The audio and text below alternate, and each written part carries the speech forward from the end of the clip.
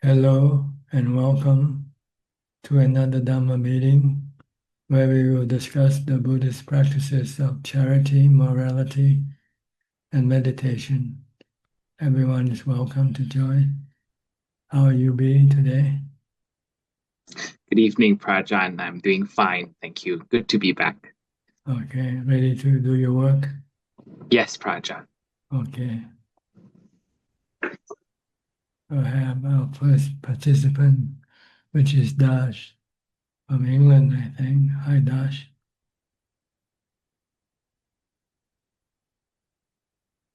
Hello, John. Yes. Hello, how are you? I'm good. I'm good. How are you? Okay.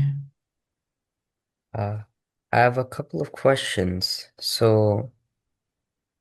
Can Anapanasati take one all the way to fourth jhana? Yes. Really? Okay. And is using Bud with the in-breath and Do with the out-breath enough to create stillness for jhana?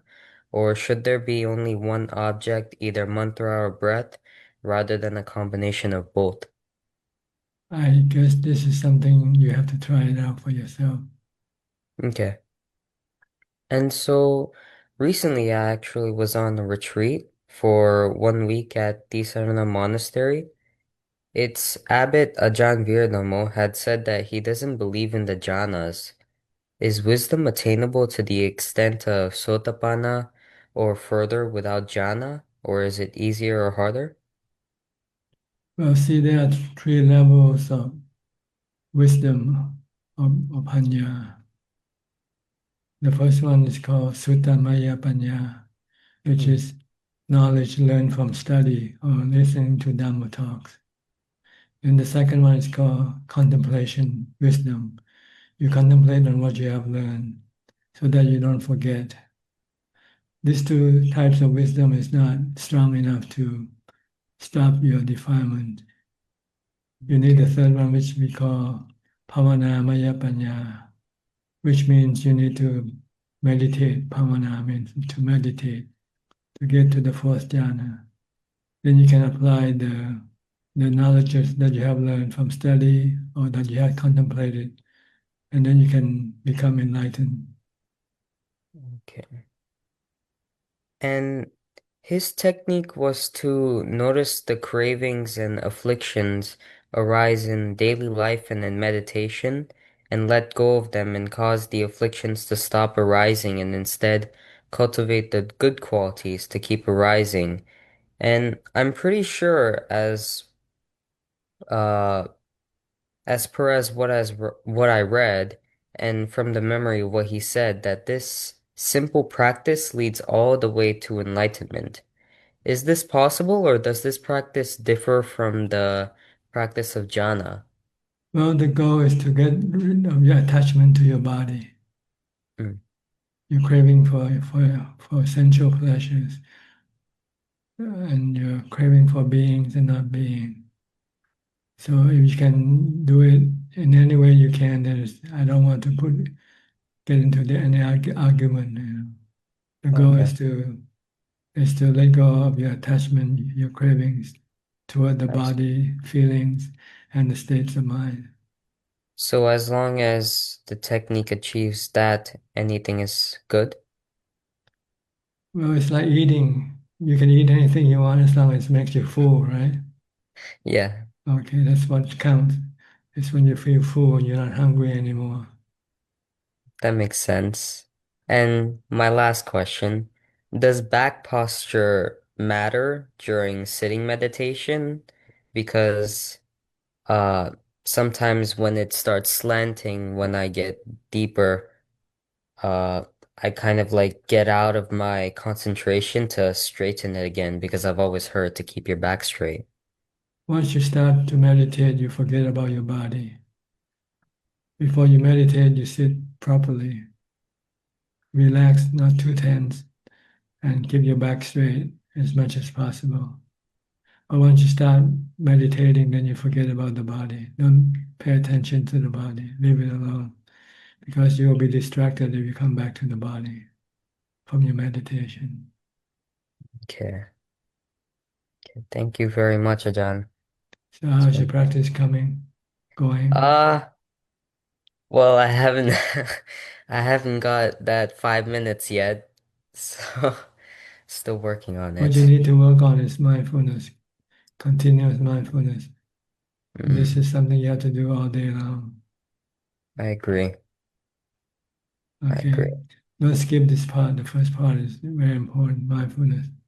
The Okay. Buddha said mindfulness is the most important Dhamma. Okay. Without mindfulness, you cannot get to jhana, you cannot develop wisdom. And is if when I am able to, or if after I work hard and I'm able to attain this, can I tell you, or is it not appropriate?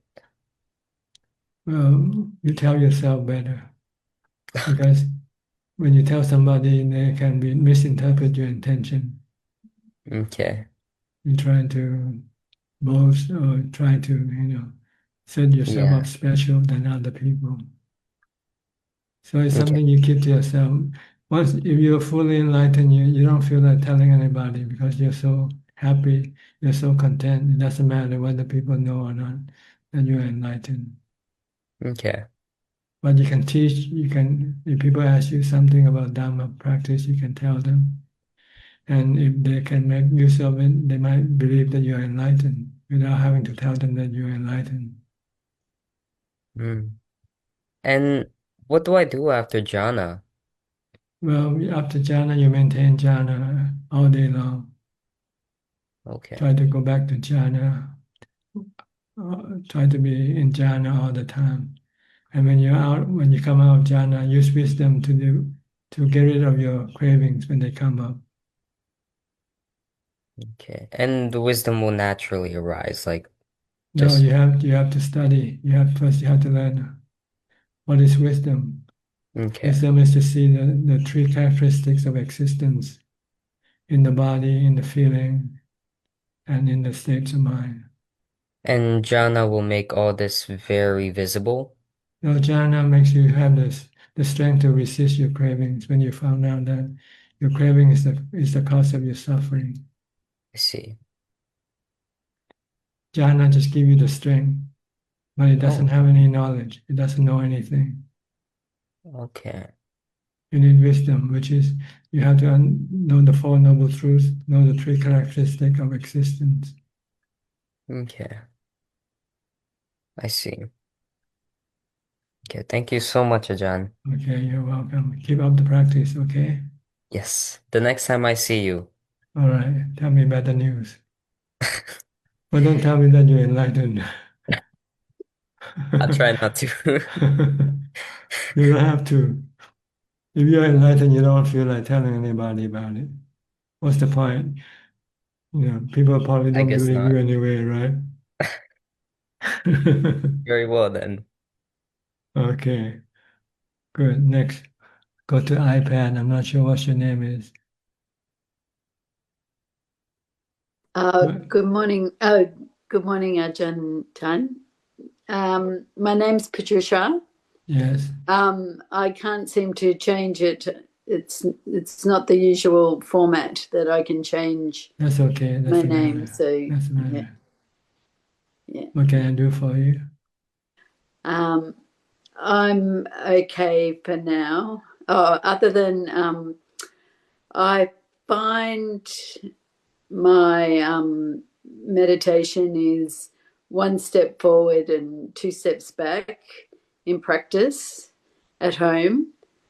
I'm okay if I'm on retreat. I'm good, but not so good at home. I lack discipline. That's right. Your practice is not consistent. You need No. to keep it consistent and increasing as you move forward. So try to keep practicing. Usually you need to first practice mindfulness. Then this will lead you to more Dhamma, more practice, more result. You need first to have mindfulness. Then you can meditate and get into jhana. Thank you. Okay. Where are Okay. you from? Australia. Australia. Okay. Australia, yeah. Is that all for tonight? That's all. Thank you, Ajahn. It's quite late for you now. Huh? What time is it? 11 p.m. 11. Okay. Yeah. Good night then. Good night. But you can hang around and listen Yes. to talk. Yes. Okay, we'll go to New Zealand, your neighbor, which is Anura and Ramya. Good evening, Ajahn. Good evening, After a Dhamma. long time. Your time is 1 o'clock. Yeah, it's 1 o'clock, and it's winter. It's very cold in the morning. So New day for you. yeah, true. Wednesday now. Yes, Wednesday. Yeah. Okay. A question. Ajahn. So we are we are doing a lot of work by habit. So habitual work. So habits and mindfulness are two opposite ends. Is that correct? So when we are habitually doing something, that maybe don't have much mindfulness. Is that a correct interpretation? No, you can have mindfulness when you do things habitual also. You need mindfulness to do anything, whether habitual or not habitual. Mm. And only that if you do it mindfulness, you do things correctly. If you do without mindfulness, you do it wrongly. Yeah. Like when you're drunk. When you're drunk, you don't have mindfulness. And you can still be driving as a habit, but you won't be driving properly. Yeah. Okay. So it's not habit. Mindfulness is the controller of your action, your mind. Yeah. You need to have mindfulness to keep action in the proper, safe manner. Mm-hmm. Without mindfulness, things can go wrong. You do something wrong. Mm-hmm. Yeah, true. Yeah. So that doesn't have to do anything with habit at all, mindfulness. Yeah. Okay. Mindfulness means to be focused on something that you do. Yeah. Okay. Yeah. Thank you, Ajahn. Yeah, understood. Yeah. But mindfulness is the opposite of defilement. Mm. The less mindfulness, the stronger your defilement becomes. The stronger your mindfulness, the weaker your defilement becomes. Correct. Yeah. Okay. Yeah. Okay. Yeah. Thank you, Ajahn. Yeah. Thank you, Ajahn. Just listening. All right. Yeah. We'll go to New York now. Thank you. Yeah. Okay, you're welcome. New York, Mike Sheffield. Good evening, Ajahn. Yes. Any question tonight?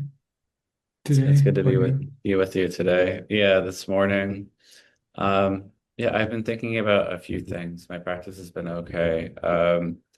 But I do find myself sometimes easily agitated, and it's been something that I will often try to nip in the bud with a Buddho, practicing my mantra in like real life settings. But I guess I was curious if Ajahn could give a brief talk on just how to remove agitations that we come across in our day-to-day life.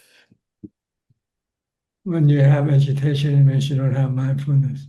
Your defilement takes over your mind, causes you to crave for something. And when you can't get what you want, your mind becomes restless and agitated. So you have to come back to mindfulness. Recite mantra. The easiest method is to recite the mantra, Bhutto, Bhutto, Bhutto, when you feel restless or agitated or feel discomfort mentally. Bring the mind back to normality, to peace. It's the lack of mindfulness that causes the defilement to take the upper hand of the mind, control the mind. But once you have mindfulness, then mindfulness can control the mind, can keep the mind calm and peaceful.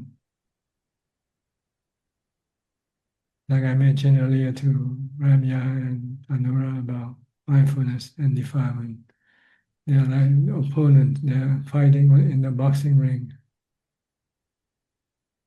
If mindfulness is stronger, then the mindfulness can beat the defilement. If the defilement is stronger than mindfulness, then the defilement will take over the mind.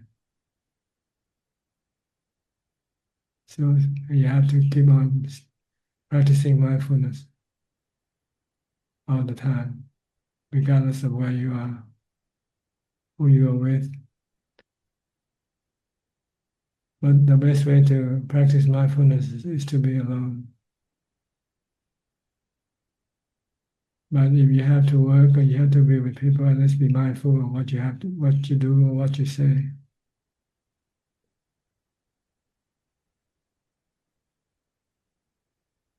But the goal is to stop thinking. And the only way to stop thinking is when you're alone and not having to do any work, like on a retreat. But if you have to work, then you can only get half of the mindfulness, which is mindful watching what you do, but you cannot stop thinking because you have to think about what you do. So you get half mindful. You only get half mindfulness when you practice mindfulness when you go to work. But when you're alone on a retreat by yourself, then you can get full mindfulness, not thinking and focus on whatever you do, and eating, walking, standing, sitting, without having to think about these things. So that's right mindfulness. Mindfulness is focus and having no thought, or as little thought as possible. If you can stop thinking, then you get to jhana.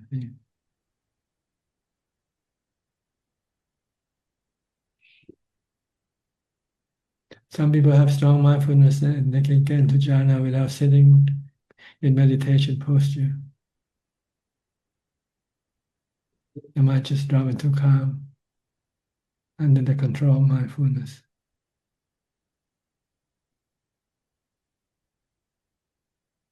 But you need a calm environment to foster this calmness of mind.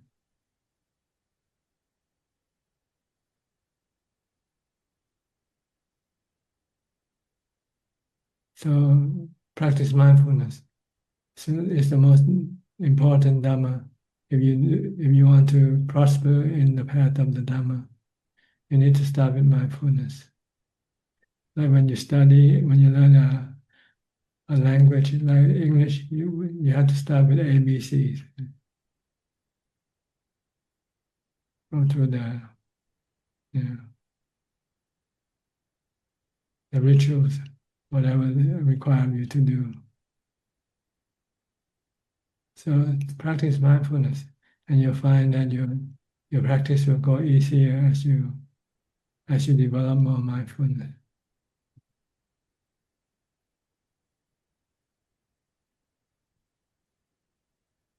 Okay. Yeah, it reminds me of the Ajahn Chah teaching to make your mindfulness a continuous stream. And I think about that a lot. And I was having a little bit of insight over the weekend, even about looking at the parts of me that I don't like to look at, maybe my defilements, or like to use like Jungian terminology, like my shadows, or like, the parts of me that maybe are less pleasing to look at. And if I can look at all of those things while I'm looking at the positive parts of myself, then I feel like my mindfulness is more all around. Is that a correct way of thinking about it? I don't think so. You don't need to look at the good and the bad, whatever. You just have to look at what your mind is thinking and try to stop it. Because the mind is still delusional. And one thing is usually delusional and will lead you to more defilement. So it's better to stop the mind from thinking. And if the mind wants to think, you have to direct it to think in the way of Dhamma, which is the three characteristics of existence. Think of everything as anicca, anatta, dukkha, anatta. Good or bad, right or wrong, everything is anicca. Your good part or your bad part, they're just anicca, they come and go. They don't worth the time that you should spend your time on. You should spend all your time on emptiness without thoughts. That's the best position for the mind. That's where you have contentment, peace, and happiness.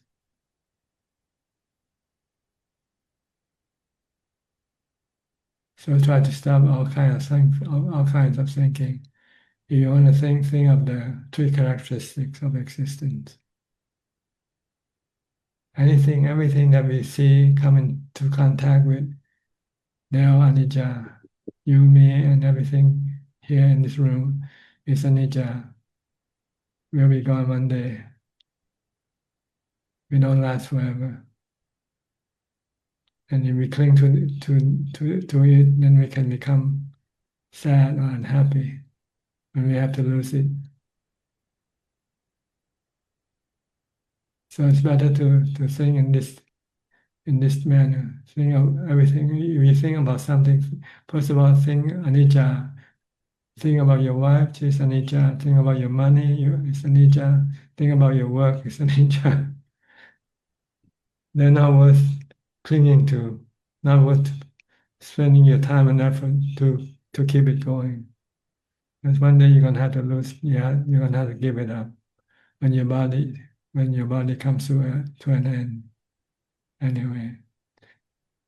Or you might lose it before you die. So be prepared to let go, to lose everything. Be ready to live in emptiness.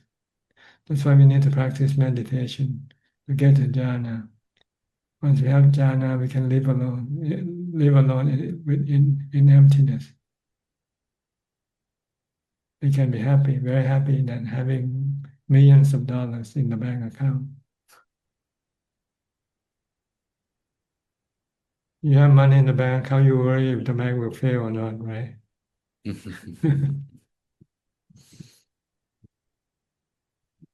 So it's better to have nothing. Nothing is the best thing, but the best possession is nothing.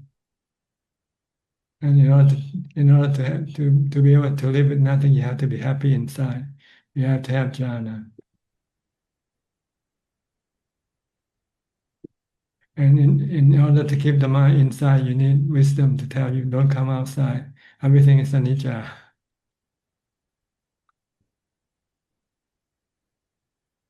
Once you get into jhana, then try to keep it in jhana. Even when you come out and do work regarding your body or whatever, you still have to tell your mind, don't go after anything. The best thing is inside yourself. You have the best thing already within yourself. Everything outside, they are dukkha, because they are temporary. And you're going to have to lose them one day. So try to live with nothing. Even your body, you're going to have to give it up soon, one day. So there's nothing you can rely on to keep you happy. Only thing that you can rely on to keep you happy all the time is emptiness, peace of mind.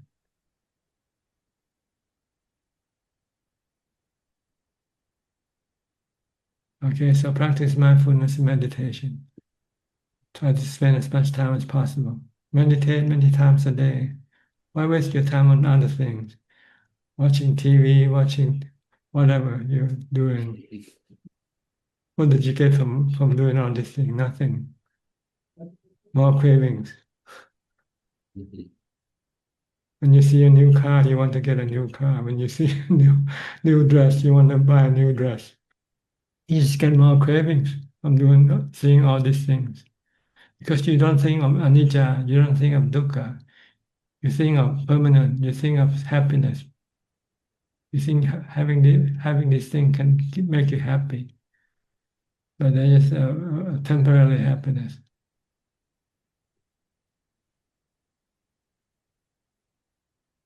Okay, so think of anicca, dukkha, anatta, and think of emptiness. Well, that's where we should be. Live like a homeless, nothing. Just enough room to protect your body, space to keep your body safe, that's all. And food. Other than that, you don't need anything. You need meditation, you need calm, you need jhana. You need wisdom. All right? Thank you for Ajahn. Okay, next we'll go to ex-professor Ken from Switzerland. You plan to move away from Switzerland now that you have no longer work there? Good afternoon, Tanajan. I've not thought that far ahead. I'll be going to Thailand for a few months in November to practice there. Okay. But I haven't any Any plans at the long-term moment. planning? Yeah, just taking it day by day and practicing as Okay. much as possible. Yeah. Any place that can advance your meditation, then that's where you should stay. Yeah. So I'll be taking it step by step and see how it goes. Okay, any question from you? No questions at the moment, Tanajan. Thank you very much. Okay, we'll go to Dr. Pia and Dr. Indira. Are you both medical doctors? Sorry. Are you both physician? Yes, Okay, but she's not Practicing. at this moment. okay. So what do you have any comment tonight regarding what we have said so far? Ajahn, I just have a question. I asked the other same thing. Why do people jhana is something so blissful to work on, and it is something like And- having your own reservoir, like you don't have to depend on other things. And it's the outside. eighth part of the Eightfold Path, Samma Samadhi. So you can't skip that. I don't know whether you can skip that. I think it's probably the defilement that's trying to fight against this. They don't like defilement doesn't like jhana because it's like putting the defilement into a cage. Defilement wants to have freedom to crave, to greed, to hate, to delude. So defilement is very strongly opposing the jhana. It doesn't like jhana. Jhana is like a prison for the defilement. I see. Once you're in jhana, the defilement cannot do any work. You So cannot. they must enjoy the defilements in a way. They are feeding the defilements. Why jhana is, if it's blissful priti sukha, why not enjoy the jhana rather than enjoying the defilement? There must be a weird way they are. Because they haven't tasted the taste of Dhamma yet. They haven't tasted the taste of jhana yet. See? I see. Once they have tasted only once, even briefly, like a kanika samadhi, they will become attached. They will become addicted to it right away. Yeah, it's a pleasure. Buddha said not to be feared of very That's clearly. right. But defilement is only defilement that is afraid of this kind of pleasure. Because defilement likes sensual pleasure. When you say stop thinking, like you keep saying this phrase, I think it's very important to clarify. You can't stop thinking by force, but because the jhana replaces the sensual desire thinking, I think then you can stop after the second jhana, vitakka vichara drops because you have the pleasure of the jhana now. No, the thing that stops you from thinking is your concentration on your meditation object. Yeah. So this after the second jhana, yeah, the mind becomes like a silence, like a noble, because there's no continuous chattering in the mind inside, but you're still pleasure, feelings, perceptions, all those things are still there, and consciousness, but the chatter is stopped, right? Internal chatter. That's where you stop thinking at the beginning. Of course, it gets better and better as you go. The other extreme is shunyata, right? But here's the beginning of the stop thinking pattern starts after the second jhana. The main important thing to notice is that when you do your meditation, don't analyze. Sure. He analyzes too much. No. When you analyze, you won't get anywhere. You get stuck.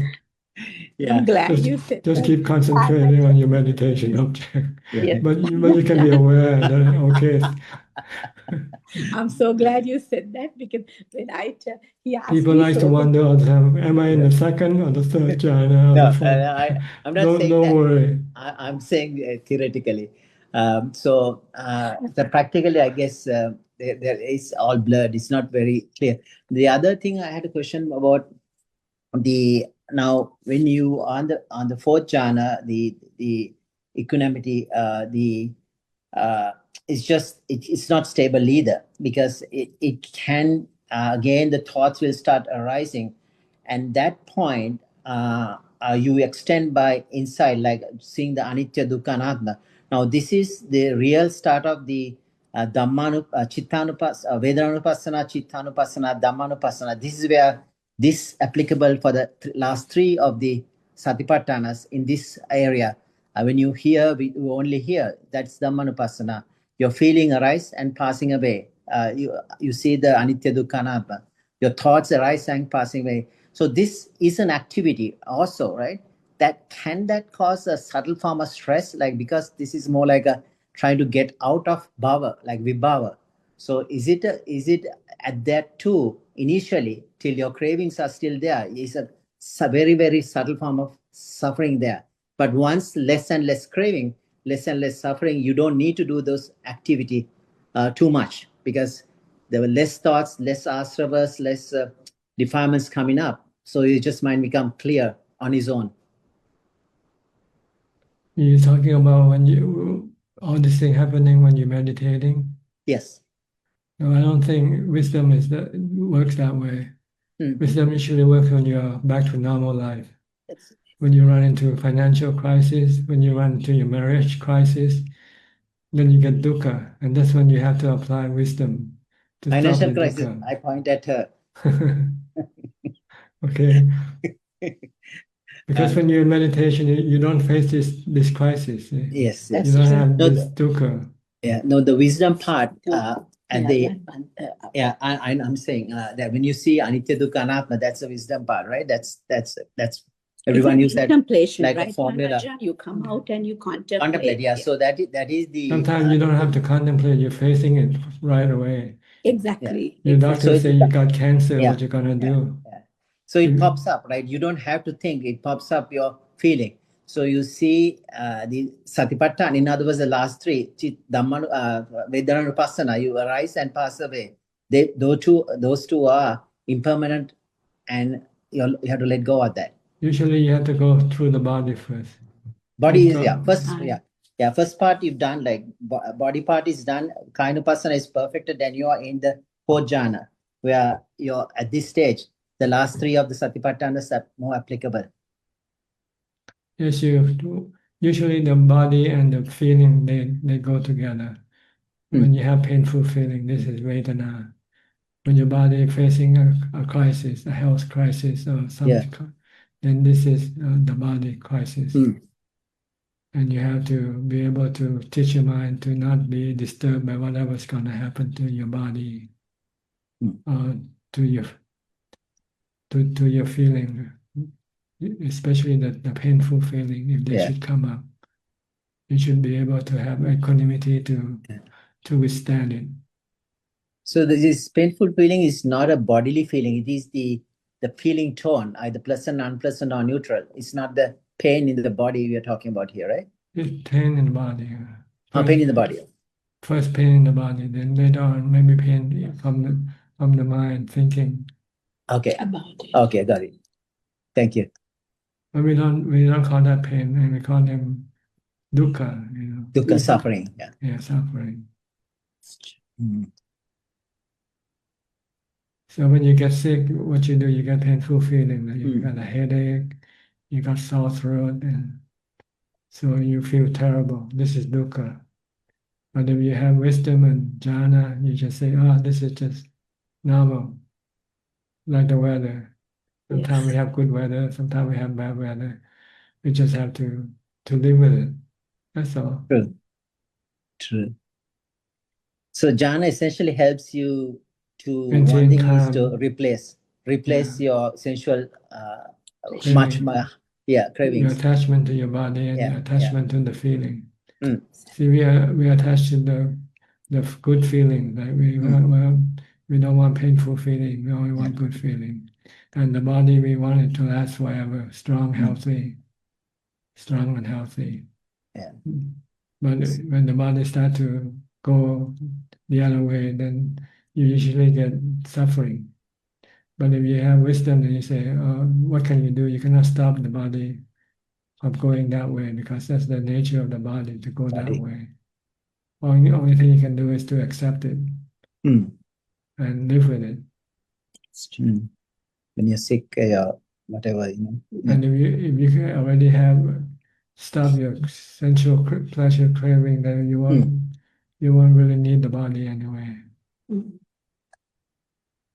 So whatever happens to the body would not matter so much anymore.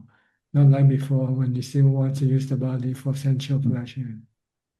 So the five senses are pretty much of not used at that point. But if you have the jhana pleasure, that can be used. That's why you can have better pleasure than the sensual pleasure. You have jhana pleasure.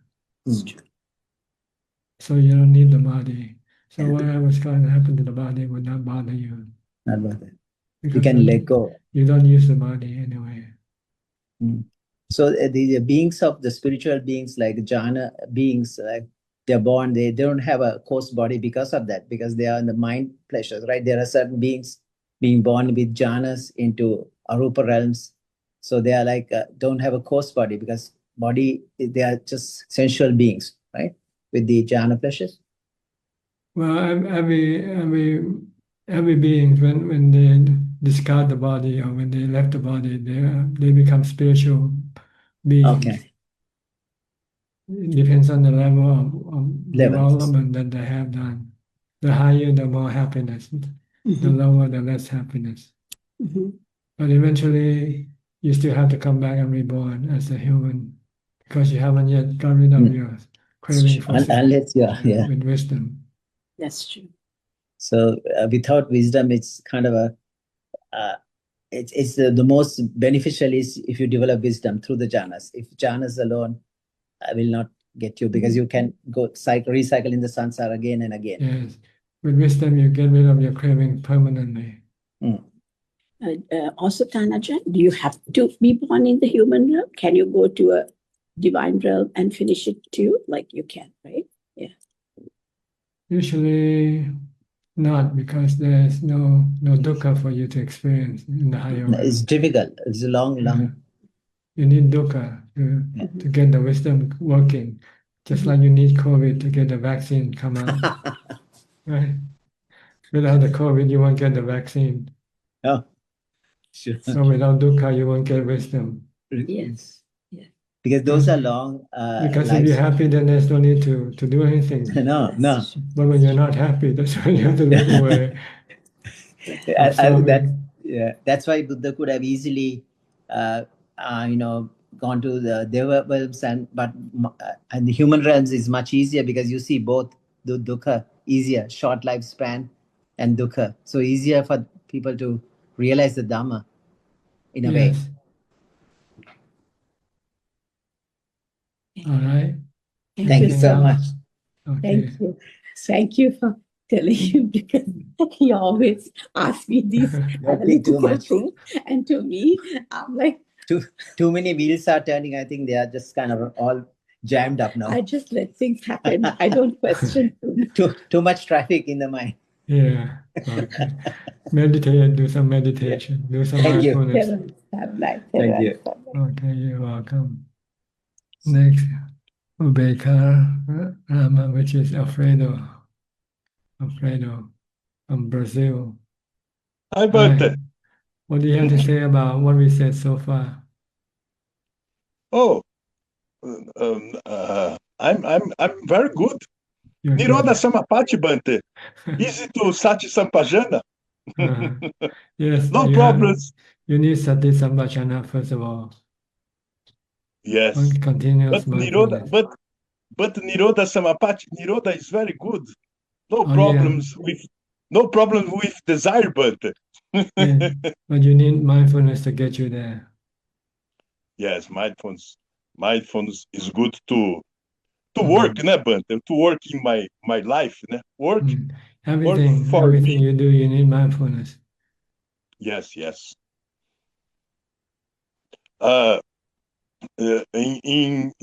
the beginning of year, I do a course of other teacher, né? We stood Sati Sampajana, the Yes. Sutra of Buddha.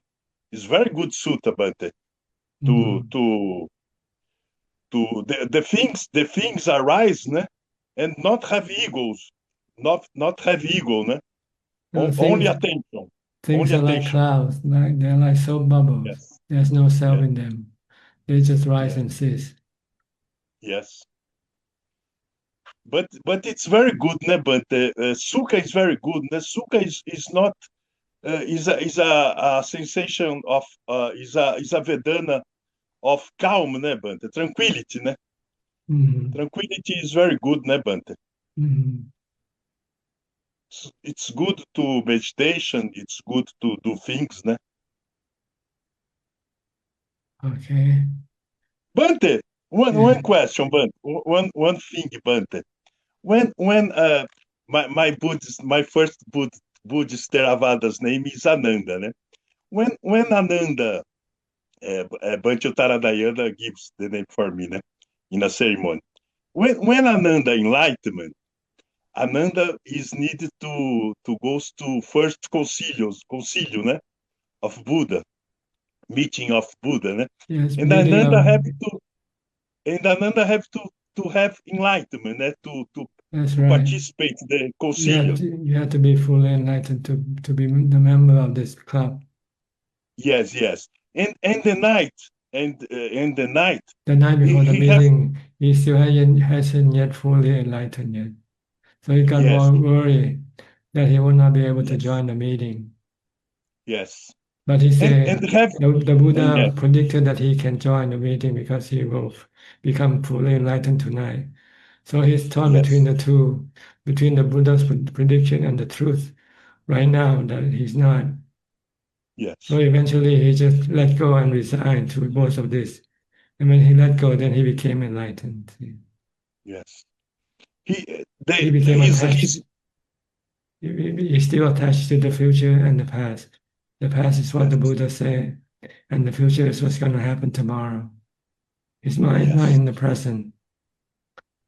So when he let go of the past, the prediction, and he let go about the meeting tomorrow, then he's back into the present. And when the mind is back in the present, then he become enlightened. Yes. You have to be in the present to become enlightened, not in the past, not in the future. Yes. But his mind reach enlightenment with a problem, never. With a problem to reach enlightenment, never. To take enlightenment, is very interesting. The samsara is important to enlightenment, Bante. Yes. The problem of samsara is the reason of enlightenment. Okay. Samsara is what we want to go away from. See, samsara is the opposite of nibbana. Yes. But the cause, Bante, the cause, the problem is important, Bante, to reach enlightenment. Is a thing that you have to give solutions, Yes, you have to the solve solutions to samsara is enlightenment. Yes. And the problem with samsara is attachment, delusion. See? Yes. Not seeing samsara as dukkha. We all see samsara as happiness. That's why we keep coming back again and again. Because we all like sensual pleasure. See? But when you false happiness. when you see sensual pleasure as dukkha, then you can then get out of samsara. Samsara is a false happiness, but it's a false happiness. Yes, it's fake happiness, fake happiness. Fake happiness. But only to you, other people's not here. They fight to me. Only to you, I say about samsara is fake. Okay, good. Good. All right. Try to get out of samsara soon, before you die. Oh, yes, Or yes. are you already out? Or are you still in? Where are you now? Are you inside or outside of samsara? Outside of samsara, outside. Outside. Oh, Totally. good. Okay. Try, né, Banta? Try. I'm Yeah. very humilde. Samsara is like a prison. You don't want to Yes, stay yes. inside the prison. You want to come out of the prison. Nibbana is outside of the prison. Yes, yes. Okay. Not see, né, Banta? Not see good. Samsara is not see good. No. Not the eyes not good for samsara. Okay. Buddha say areia on the eyes, né, Bante? Areia on the beach, areia on the beach, on the eyes. Not say, not to see good the things. Okay. Sorry for my English, but sorry. Yeah, that's all right. Okay, thank you for your comment. Anything else? Thank you. Okay, No? see you next time. Thanks. Okay, next step from Oregon. Hello, how are you? Fine. Thank Good. you. I was just wondering if I could talk about my mindfulness to make sure that my thoughts are correct. Sure, go ahead. I keep saying I try to not think. Sorry, my husband's walking through. Okay.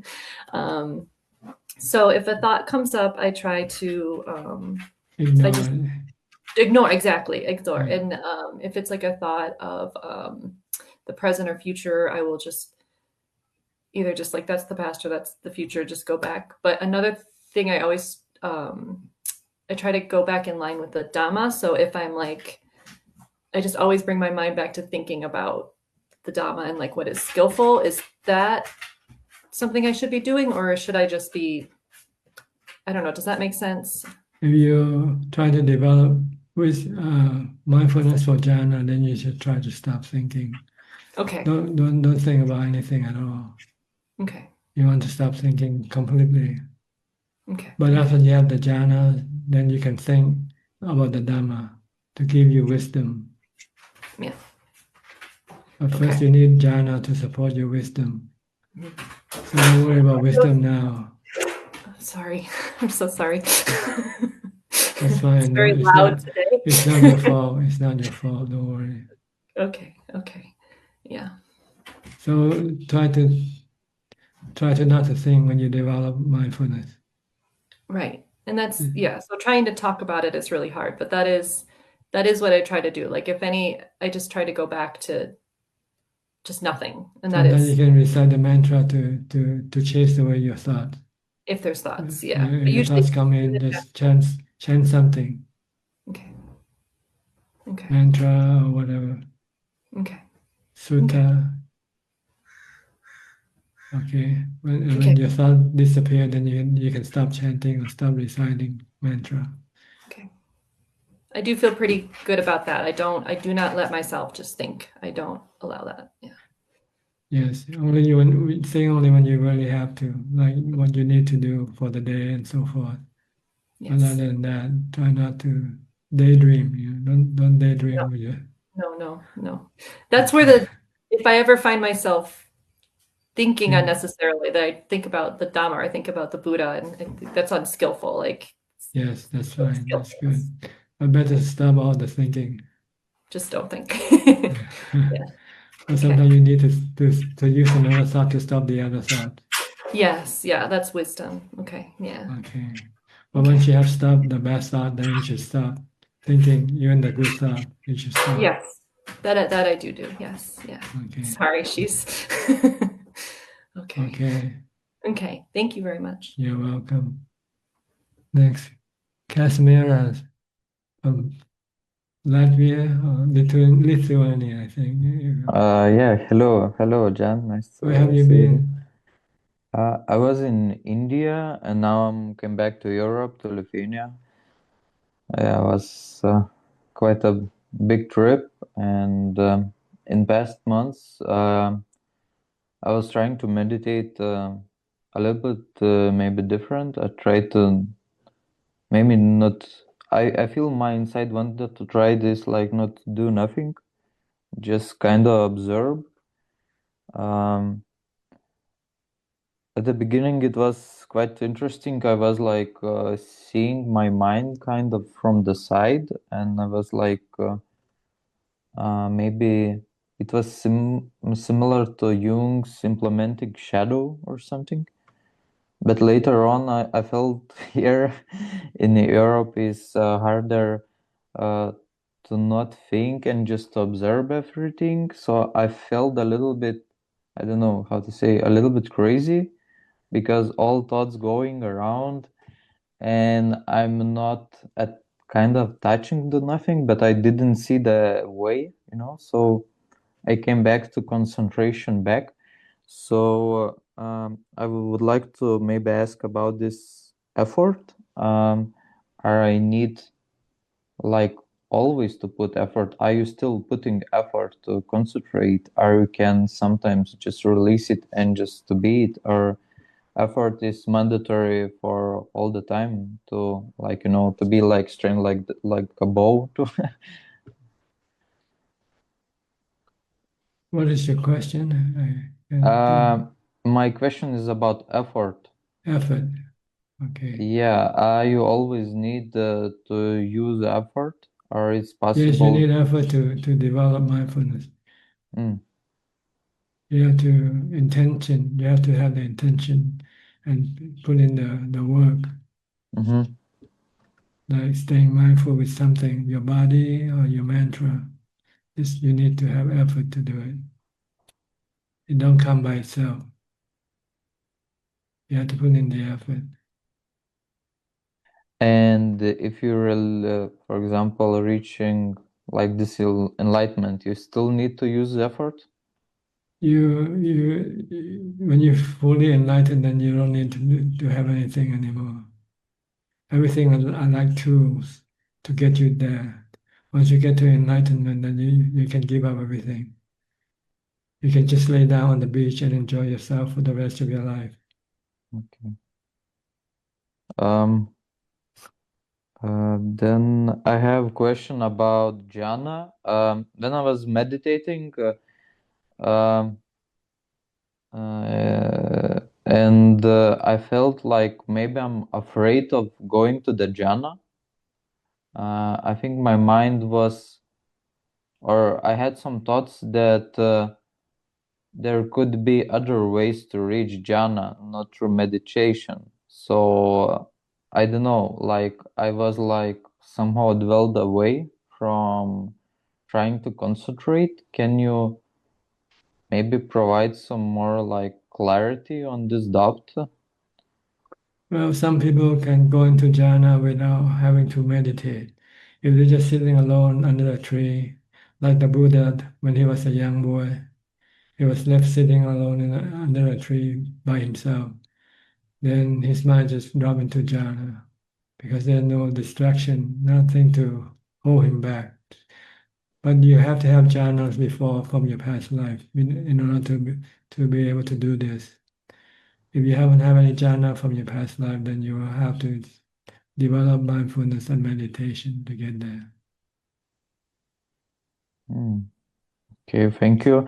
I would like to ask about also like your body and emotions. I see when people joking, for example, you're acting like mirroring people, and I would like to ask what is kind of this enlightenment body and emotion and thoughts? Are you still having a lot of thoughts, emotions, and feelings, and or how it's going on? Or it's changing? Or you still have it, but you're not attached to it? Well, your body is still the same, whether you're enlightened or not enlightened. Your body will still have to get old, get sick, and die. So are the feelings. They keep come change. Sometimes you have pleasant feelings. Sometimes you have painful feelings. Sometimes you have neutral feelings. And thoughts, you still have like sometimes thoughts going on? Thoughts you can control the bad thought. You can keep the bad thoughts away and think only about the good thoughts. But if you enlighten, then you said you don't need to kind of battle, like, I'm just asking about your situation. Are you still having thoughts, and emotions? How you like dealing in everyday life? I think this is something I have to keep it to myself better. Sorry. Okay. Because I would like to know this concept and see I'm closer to this or no. Also, would like to maybe main question ask about love. What is love from your perspective, from your point of view? What is love? What you think is love is? Well, there are two types of love, really. Love with attachment and love without attachment. The Buddha still have love, but he has love without attachment. He still loves everybody, but he has no attachment to anybody.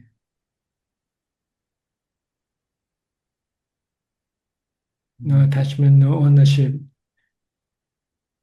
And there's another type of love. You have ownership of what you love and attachment to what you love. This is the worldly type of love that we all have. But with the enlightened person, he has no need for anything, but he can still have love for people. We call it metta, loving kindness, goodwill.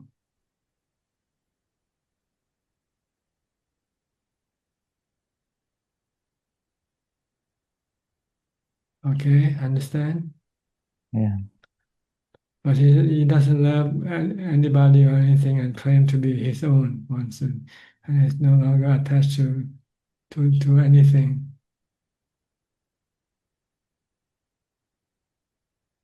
But he has love and compassion. He is ready to help those who want him to help to get rid of their suffering.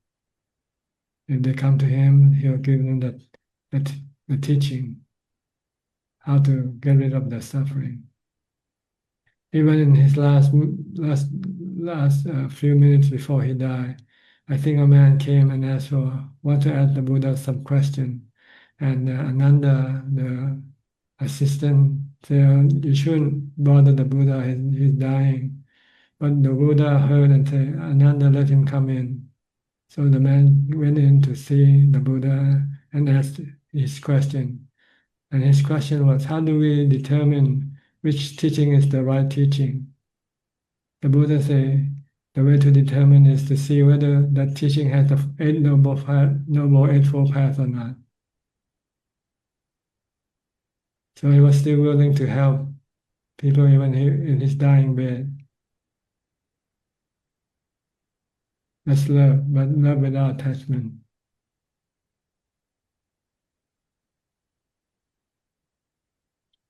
Okay. Okay. Thank you. Anything else? I have a little bit strange question. Earth, like where we're living, are it's alive, like some kind of creature? How you think? What creature? Like Earth, the globe where we all living in the Earth, are it's alive? Well, the Earth is a place where creatures like us habitat live in. But our creatures are temporary. We only exist briefly, and then one day will be gone. All of us won't last forever, and replaced by some other creatures. Maybe the same creatures that was here before came back again through rebirth. Yeah, I would like ask maybe about Earth. Our Earth is also a creature, like or someone can reincarnate as Earth or like Sun or like Moon. No, that doesn't have any mind attached to it. See, you need to have a mind to attach to it to have life, like animals and human. Tree have life but has no spirit attached to it, so it's not considered to be creatures. Yeah, so you think Earth don't have soul like spirit, or Earth could have a spirit also? Yes, the earth is made up of the four elements. Usually the earth element, the main element is the earth element, and it contains some water element. We have sea and lakes on this earth, and we have atmosphere. Atmosphere is the air or the wind element, and we have the heat from the sun to give the fire element. So they are all element. There's no spirit, no soul in this element, no self in this element. Even the mind is a knowing element, and the knowing element also has no self. You just have the ability to know, to feel, to think, that's all.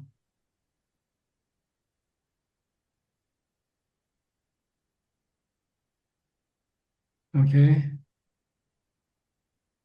Last question, if I can. I was asking about this mindset of kind of the enlightened person about emotions, thoughts, and body, and you said you wanted to keep to yourself. Maybe there is some how to say writings or documents of the inner beings of the enlightenment, how they perceive or seeing the world. I would like to know more about how the uh, enlightened beings is seeing. Enlightened beings doesn't have defilement. They don't have greed, hate, or delusion. Okay, they don't hate anybody. They don't have any cravings for anything. They have no delusion to think that this earth that we live in is a happy place. It's not a happy place. It's a bad place to exist. So they don't come back in the next life.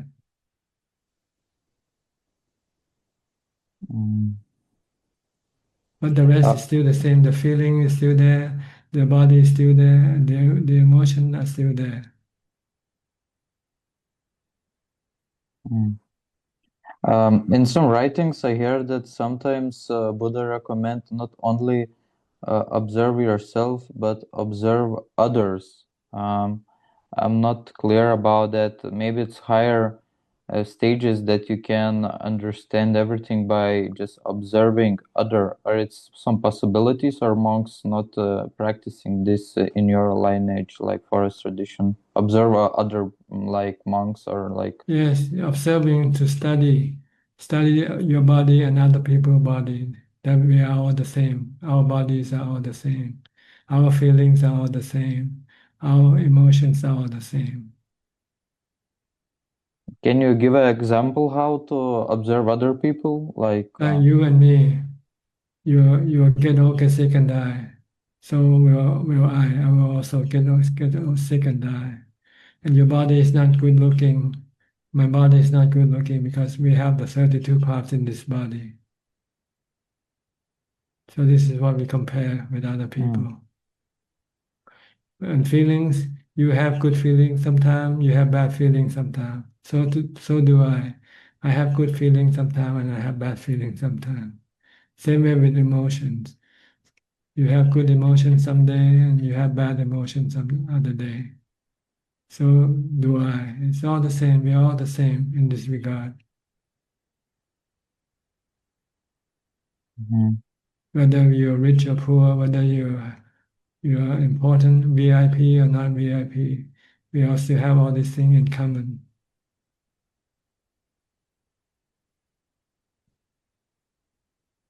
Okay, Thank you, John. you're welcome. You plan to come back to Asia again? I'm planning, but I don't have money now, and I don't have work. So you have to look for work now, huh? Yeah, so it's complicated because I feel like I'm kind of in between now, you know, like I don't want difficult job, but I don't find, you know, how it's, I don't know how to say, but it's a little bit. I Okay, don't want to start a business, but I trying to do something simple, you know, because if I go some businesses take all time and I can't do practices, so I'm trying to find something more simple, you know, work. okay, I help you find what you want, what you're Yeah. looking for. Okay, thank you. You're welcome. Yeah. Next, Alvin from Malaysia. Namaskar, Ajahn. I don't have any question, just listening in, and thanks for teaching, Ajahn. Okay, how about you, Philip? Good evening, Ajahn. I'm just listening in to your teaching. Thank you for teaching and also listening to everybody's question. Don't have any Okay, questions tonight. Thank you. go to Get and Get from Penang. Get them so. Good evening, Ajahn. I'm listening, Ajahn. No questions, yeah. Okay, go to Marsha from Ohio. You look different, your hair. Oh yes, always different Anija, changing. and never the way I want it. So it's uncontrollable. I wanted to follow up on Kazim's comment about like the earth being a person, because in the Hinduism, Bhumi would be the earth god, Indra would be the god of rain, Chandra would be the god of the moon, and Surya the god of the sun. And I was wondering maybe if that's what he was talking about, that these, like the earth, Bhumi is considered to be the, and I don't know what that means, the god of the earth. Yeah, it's just imagination. It's not true. There's no such thing as God of the earth, God of the water. But people think of them in terms of God because they're so big, they're so powerful. Like the water can be very powerful sometimes, can hurt them when flooding comes. And the earth, when we have earthquakes, they think of in terms of God, of the power that they can produce. Right, that there's a person behind it. Yeah, it's just a performing all these just activities. an interpretation, that's all. But there's no truth in it at all. And they're just natural phenomena. Okay. Yeah, I'm doing okay. I'm working on judging other people, trying to replace that with compassion. It's a tendency I've had, all my life, strong tendency to judge other people. And it causes me a lot of suffering. I can really feel the suffering when I'm like looking at other people with a critical viewpoint. It's better to look at them with compassion. And that's I'm we're all working the on same. That. We're all in the same singing boat. Yes. We all will go down one day. Yes. Nobody is better than the other. Yeah. And I reflect back on myself too, on personal struggles. Like I'm 70 years old now, so we all go through a lot in this life, and I'm thinking, have the compassion. Everybody is struggling. and working hard as lay people, having to make money to buy cars, We buy struggle from the food. first day of our life when we are born. We have to struggle to stay alive. Yeah, it's so obvious, and yet the tendency to like, oh, you should be doing better. Why are you doing it that way? It's just it's a crazy thing, It's and delusional. We don't have the wisdom to see yeah, the truth. yeah. We separate ourselves from other people and we try to compare which is better, who is better. Yeah. But otherwise, I'm just wanted to be in the room and listen, and it feels good just coming in the room and centering on the Dhamma and hearing the questions and the answers. Yes. Thank you so much. You're welcome. Next, we'll go to Kok Seng from Singapore.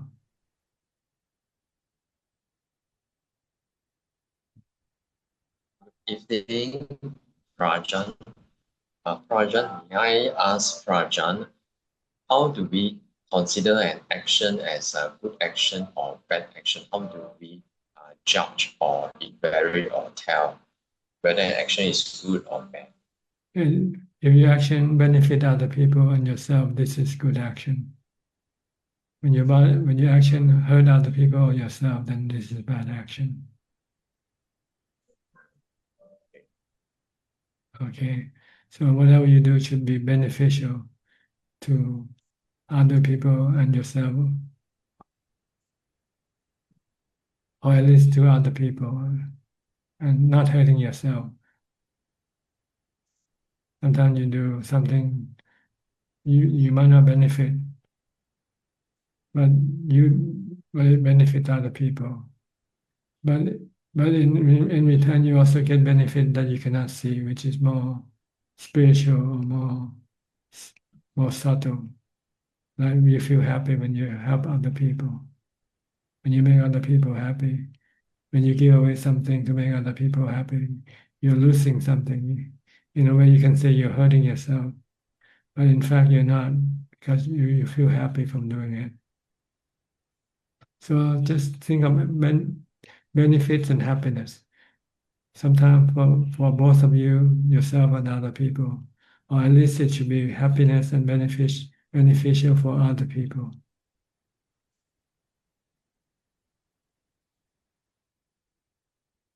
Like when you steal, you're hurting other people, right?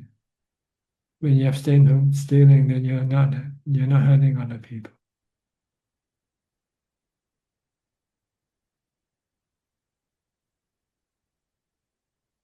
When you give things away, you're helping other people, making other people happy. So do dana, sila, and pavana. Pavana is for your own benefit. When you meditate, you feel happy.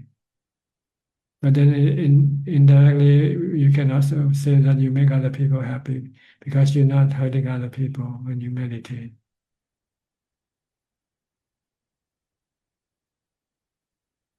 Okay, I think he's gone. What happened? If you want to come back and ask some more questions, you're welcome to. I'll go to the next question first. Rohini from the UK.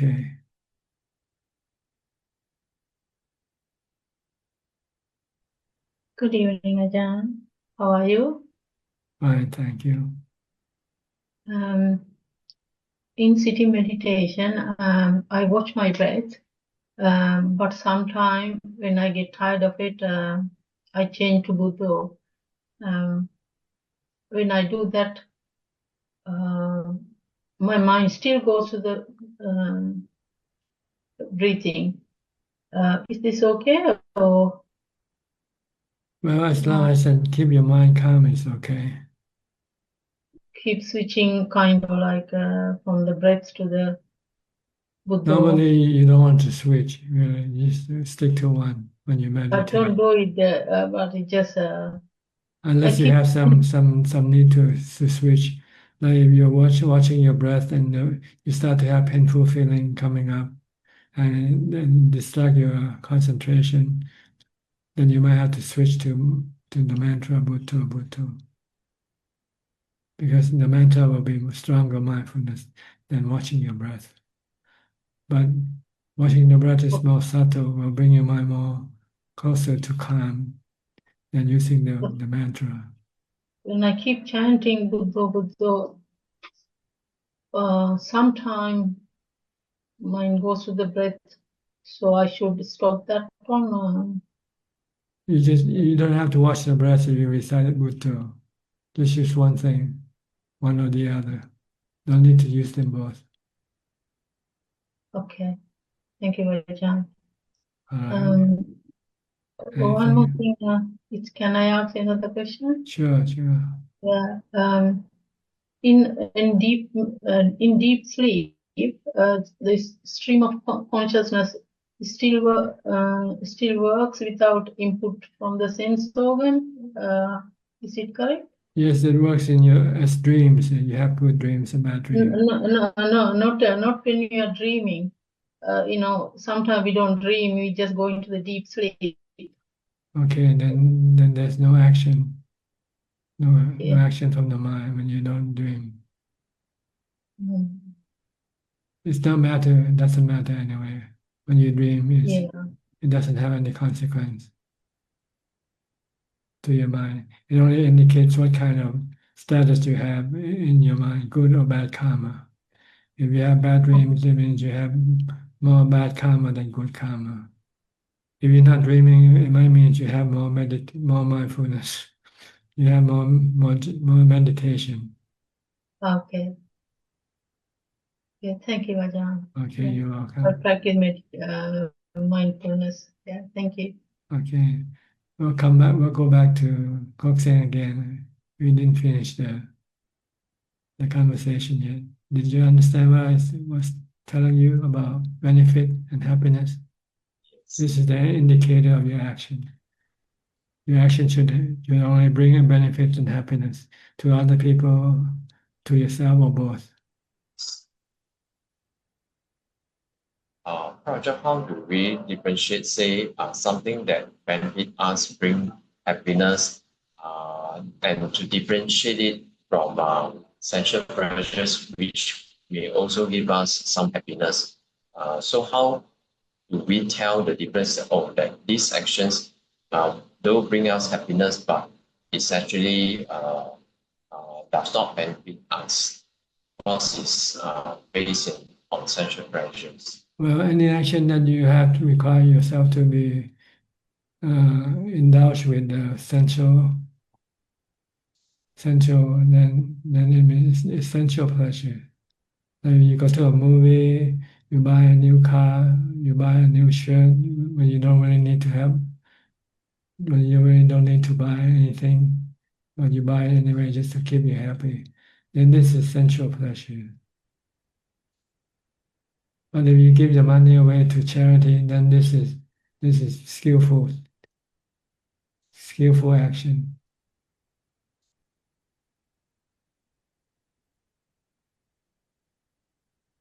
Okay. Is this clear enough? Yeah. So using money as one of the criteria. You can make benefit for other people, then this is usually considered skillful action. But if you do it for yourself, then this is not skillful action. This is sensual pleasure, defilement action.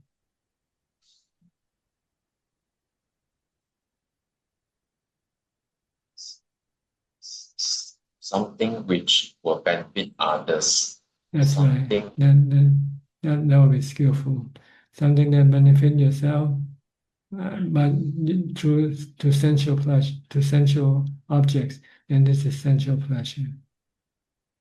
Like going to a movie, having a meal, an expensive meal. Maybe say you want to celebrate, so you will have an expensive meal. This is sensual pleasure. This is not good. It's not skillful action. It only benefits yourself, but not other people.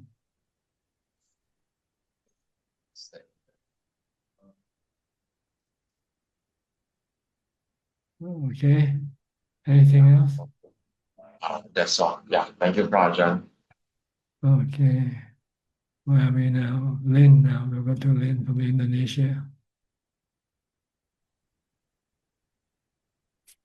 Good evening, Tanajan. Yes, what can I do for you? What is the difference between Rupa Jhana and Arupa Jhana? The level of calmness is different. Rupa jhana is not as calm as the arupa jhana. You go through the 4 rupa jhanas before you can go into the arupa jhana. Wishing the mind become more still, more subtle, more calm.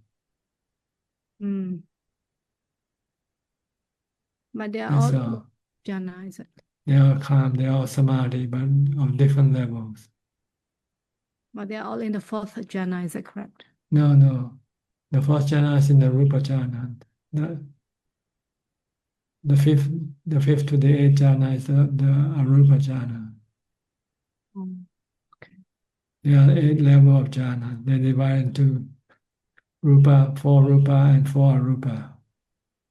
Okay.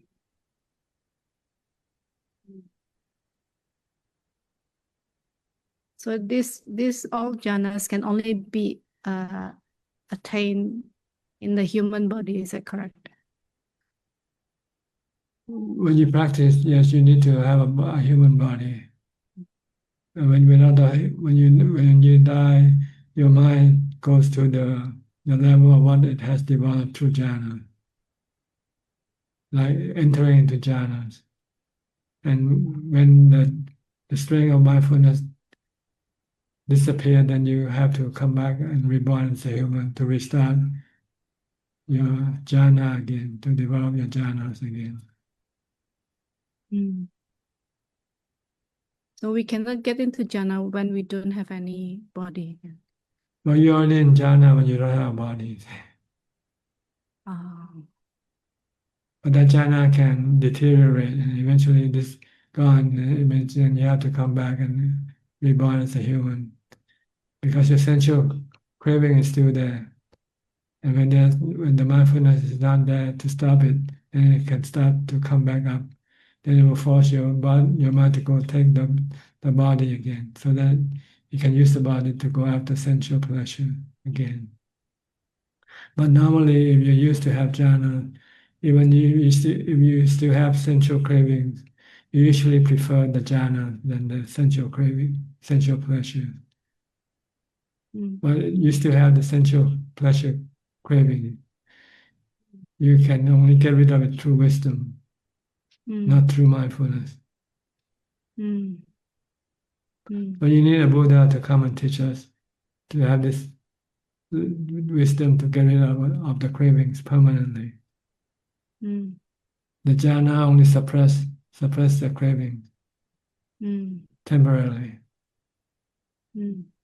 But when the jhana weakens, then the sensual pleasure craving can come up, and then it will force the mind to go take a new body, because you need a body to get to sensual pleasures. But if you used to go into jhana in your past life, then you would probably prefer to go into jhana than go after sensual pleasure.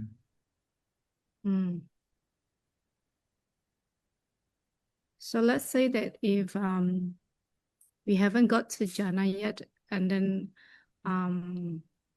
Then likely you come back and go after sensual pleasures more. Or you might go to do some meditation from time to time, because you still have this habit with you, see, but not strong enough to get you into jhana yet.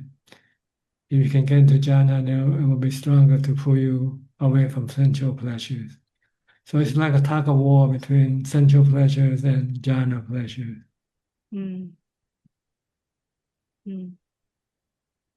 So for those that haven't got to jhana yet and they passed away, and then they don't have the body, right? So Yes, then they either become a deva, a spiritual, heavenly spiritual being, or they can go into the lower realm of existence, depending on which side of karma they have. If they have good karma, they go to the heavenly realm. If they have bad karma, they go to the lower realm of existence. And then this thing will also have to expire before they can return as a human again. okay. And then to be able to meditate and get into jhana and then get enlightened. Is that correct? Yes, you have to restart the thing again. And you will never get enlightened by yourself without the teaching of the Buddha. So you have to come across the teaching of the Buddha. That will teach you the development of wisdom. Jhana has been there all the time. It's easy to discover jhana, but it's very difficult to discover wisdom. If somebody smart like a Buddha to be able to discover it. It's there, but you just don't see the concept.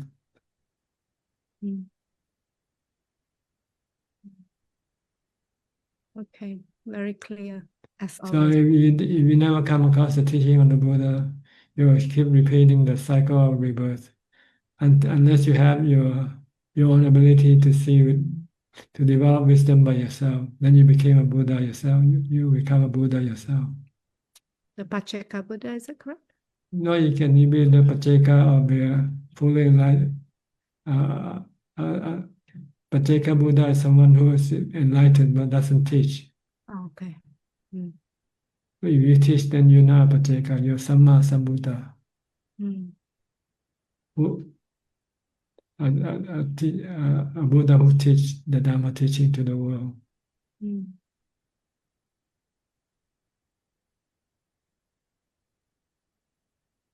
Okay. Yeah, very clear. All Thank you right. very much. You're Dhamma. welcome. Much gratitude. Okay. Next, we'll go to Sri and check. Which one are you? Fully enlightened Buddha or Pacceka Buddha? Stupid photogenic. It's me. Stupid Buddha. Not Buddha, photogenic. Far, very far away. That you just now you said like the jhana is there is always there, so it's easy to discover, but the wisdom is also always there, but it's very difficult to Discover. discover. You need somebody Wow. smart like a Buddha, like a bodhisattva. They are both always there, Yes, but jhana also they are all there existing in the mind of all beings, but the being cannot see them but on their own. They need somebody to point it out to them. And your craving is bad for you. You should stop your craving. yeah. Nobody teach you this, right? Your parents tell you craving is good for you. Go Yeah. after money, go after husband. Yeah.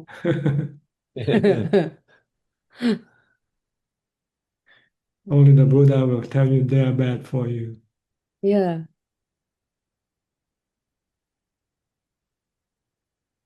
But they're always there. Yes, Oh. they exist in the mind of all beings, but Oh. usually on the craving side, not on the Dhamma side. Oh. But we can discover the jhana by ourselves. Well, jhana is easy because all you need is mindfulness. If you concentrate on something, like you're playing a violin and concentrate on the violin playing, and you're not thinking about anything, your mind can also enter into jhana. Really? Well, I'm just giving an example. Oh. But So this is it's easier to discover oh mindfulness than than easier. wisdom. All Oh. you have to do is just pay attention, concentrate. Oh. And if your concentration is strong enough, then you can stop your mind from thinking. Then you enter into jhana. Oh. But wisdom, you have to analyze. This is the hard part. Oh, Like Newton, he discovered the gravity, nobody else discovered yeah. it. But you He cannot just, discover he just sit wisdom. there and said, how come the apple keep falling down? So there must be a force pulling it down, right? Yeah. Okay, so he discovered gravity that way. That's not easy, right? Yeah, it's true. Yeah. So that's a form of wisdom too. It's just the That's the physical wisdom, it's physical. Yeah. not the mental wisdom. Oh, The Four Noble Truths is the mental wisdom. mental wisdom. Oh, But the nice. physical wisdom can help the world develop planes and rockets with Yeah. that theory. Yeah. All you need to do is to create another force that is stronger than gravity, then you can fly, right? Yeah. Before that, nobody know how to fly. Yeah. Same way with the mental wisdom. Before that, nobody know how to stop suffering. But with the Yeah. Buddha's teaching, then people who listen to his teaching can stop the suffering also. Oh.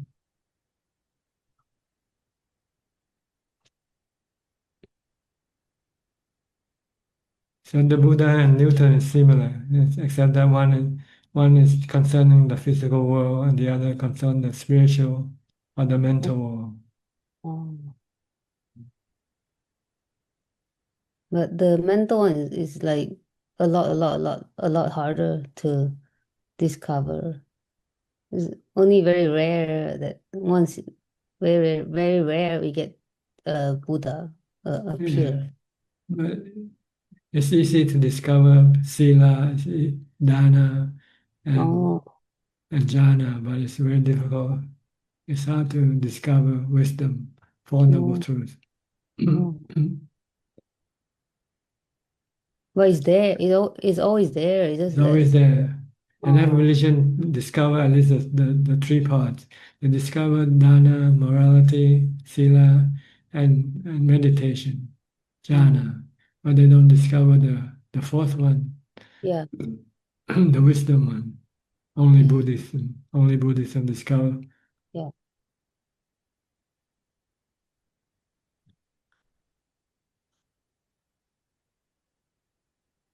Okay. Do you have anything else?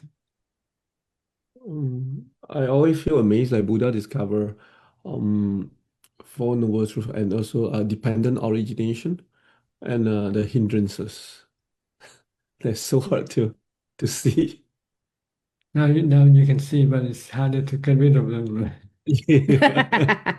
The next step is get See is a problem.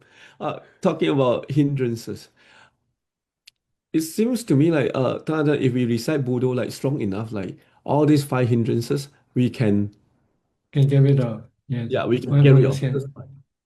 Oh, you need mindfulness. Yeah. But if you don't have enough mindfulness, then you have to use some other method to slow down the hindrances. Like if you have pleasure for sex, then you have to use a super. If you're angry, then you have to use loving kindness, forgiveness. If you're doubtful of the Buddha, Dhamma, and Sangha, then you have to study more.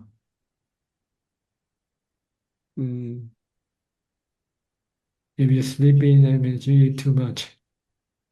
But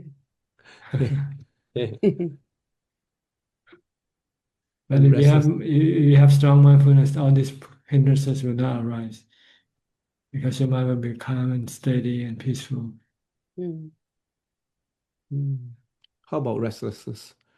Same. When you're mindful, then restlessness stop. The reason why restlessness stop because you don't have mindfulness to stop your thinking. When you let thinking go, then thinking can cause restlessness and agitation.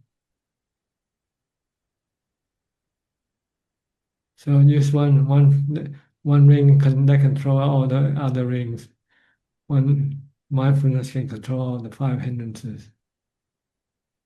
Yeah.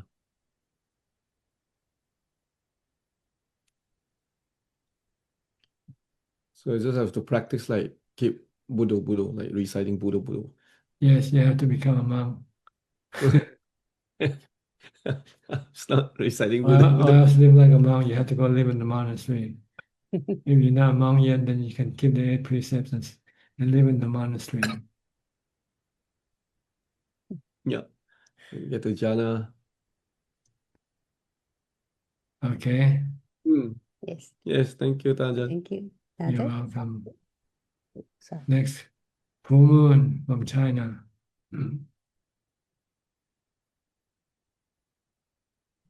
Good evening, Ajahn. I just one question. There are a lot of um cockroach in my house, but I cannot kill living being. So what can I do? Catch I them, feel, catch them and put them away, somewhere safe. oh, but it's a little hard. Well, you have to try. If you want to get rid of them, then you have to catch them. If you find it hard, then just leave them alone. Mm. Oh, but because I cook meals, so there are lots of stuff. No, I try, but it's hard. To be honest, very hard to You haven't tried yet. How do you know it's hard? Maybe it's easy. Try to catch them first. Okay, but I'm not confused. Okay, thank you, Ajahn. Okay, you're welcome. Next, Tommy from Australia. I know you're in Asia now, right? Yeah, I'm in Asia at the moment. In Laos or Cambodia? Yeah, Cambodian border. In Thailand? No, near the Cambodian-Vietnam border. Okay. Yeah. I'm out at one of the sacred mountains, hanging out there. Yeah. So what you do, is it a monastery or just a retreat? It's just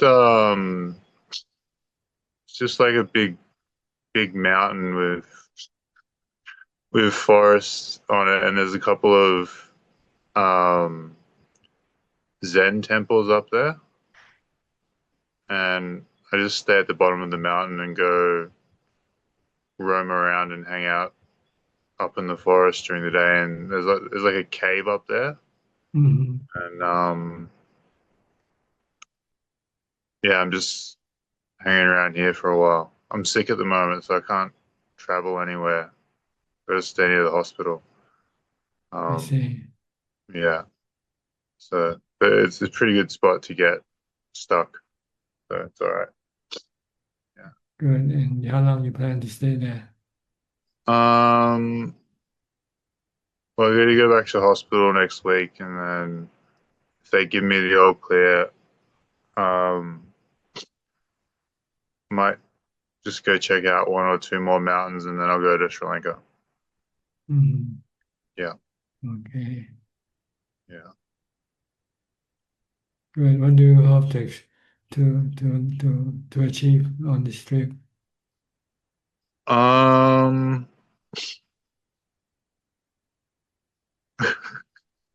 You don't know. Anything and everything.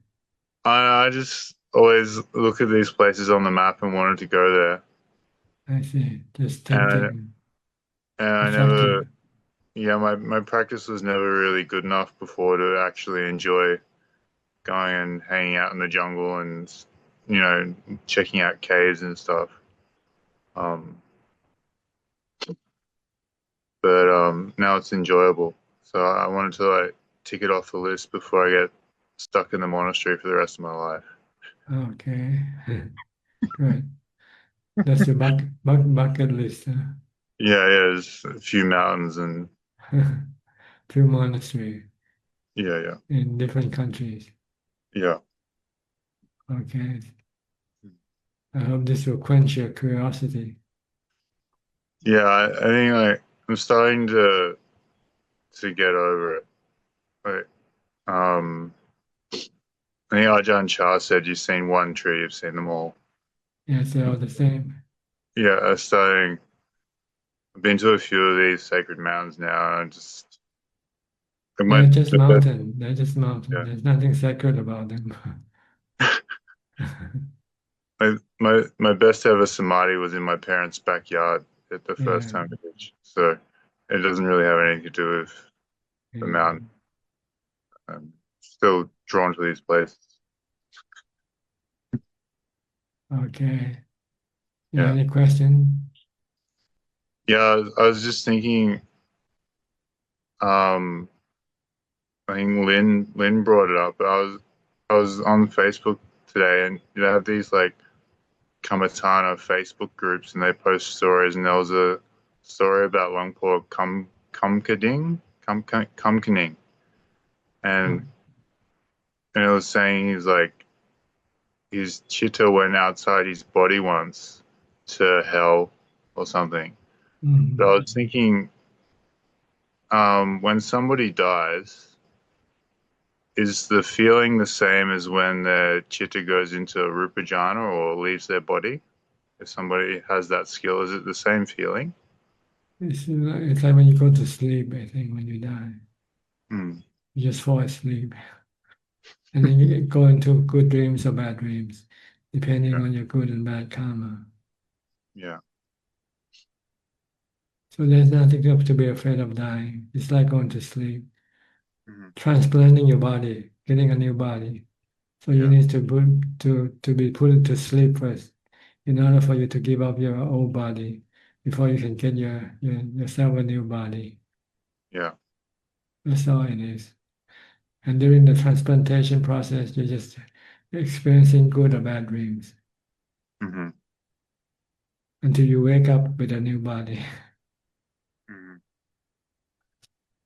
At what point does the sanya get wiped? They don't get wiped, they're always there. That's why you can recollect past lives. Yeah. How, it says like in the sutta when the Buddha got enlightened, and like the different watches of the night, he got the different powers. If you can't think in fourth jhana, how did he recollect his past lives? It goes into upachara samadhi. This is different from the jhana. It's a special type of samadhi that he can then access the spiritual world, communicate with spiritual beings, or recollecting past life, or having spiritual power, psychic power. It's called upachara samadhi. See, there are three types of samadhi: kanika, apana, and upachara samadhi. Kanika and apana are the fourth jhana. Difference in duration. Kanika is brief. Apana is long in the fourth jhana.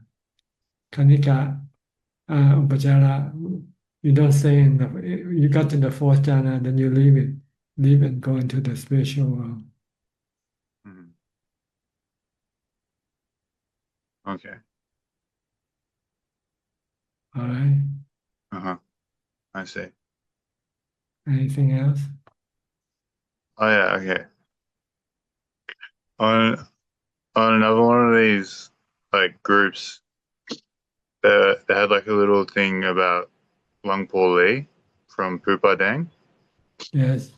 And they said that he translated Somdet Lun's like palm leaf scripts. He got hold of the Com, like the Khmer script palm leaf scripts and then translated them at Phu Pai Dang.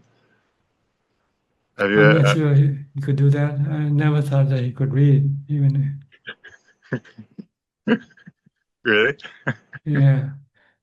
I never saw him talking about the scripture or anything like that. Yeah, that's why I was really surprised. I didn't know he was like into that kind of stuff. It's He's a pretty. very quiet person. Yeah. I knew him because we lived together at Wat Pabantat for a few years. Uh-huh. Mm. He had like quiet character. Yes, very quiet, very humble. He make himself like a new monk all the time.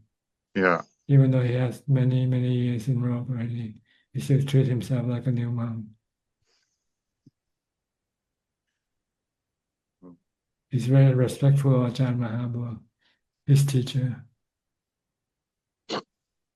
I was watching an old Lung Ta talk, and he's saying like before Lung Ta was an arahant, he'd go on Tudong and like Luang Por Lee would like chase him across the country, try and stick with him. He's saying like a leech, trying to get the teaching from him.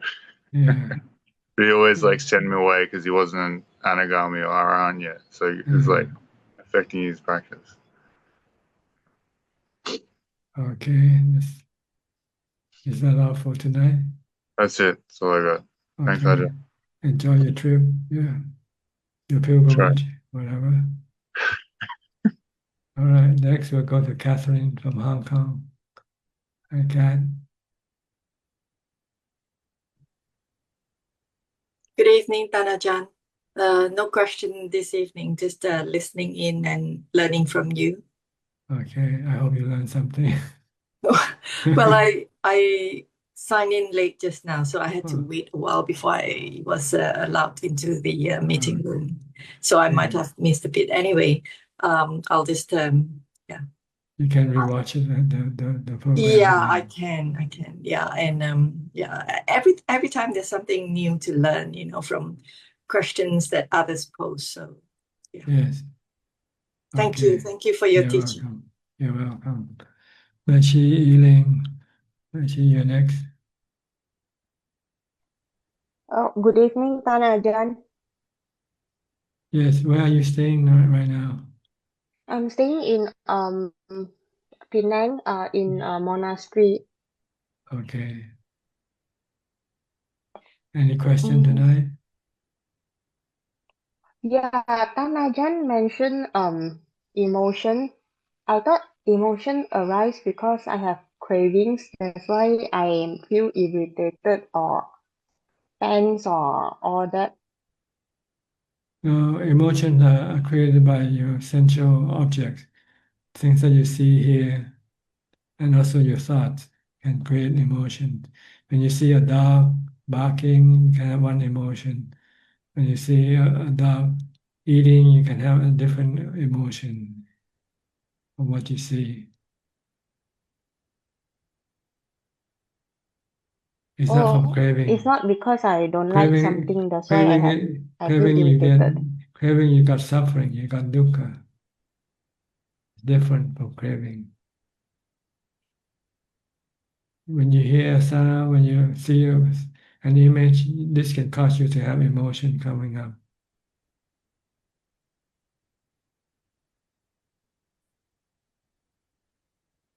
I always thought if I feel irritated means I'm following my craving. It means you don't have mindfulness and your craving is working. But if you have mindfulness, you can stop your cravings and you will not have irritation, but you can still have good or bad emotions from what you see or what you hear.